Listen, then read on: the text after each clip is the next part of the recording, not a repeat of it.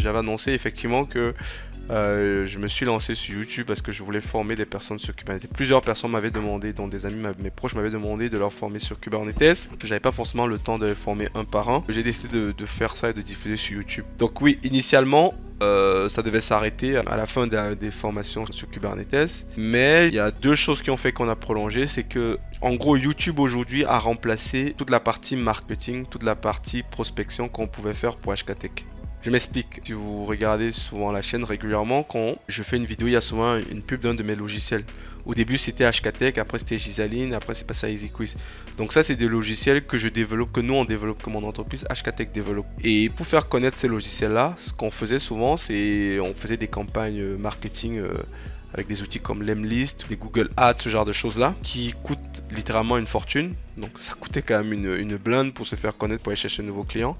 Il se trouve qu'on s'est rendu compte que faire des vidéos YouTube, c'était le meilleur canal d'acquisition de HKTech. Ça me permet en fait derrière, c'est devenu vraiment notre outil de marketing. Les dépenses qu'on pouvait faire en fait pour tout ce qui était prospection, marketing, on n'a plus besoin de le faire. Le fait de tourner les vidéos, ça rapporte plus à HKTech dans le sens où ça nous amène des nouveaux clients. Ça permet de faire connaître facilement nos logiciels sans avoir besoin d'aller payer un influenceur, sans avoir besoin d'aller payer une campagne marketing et sans avoir besoin d'aller faire des campagnes sur LinkedIn, ce genre de choses.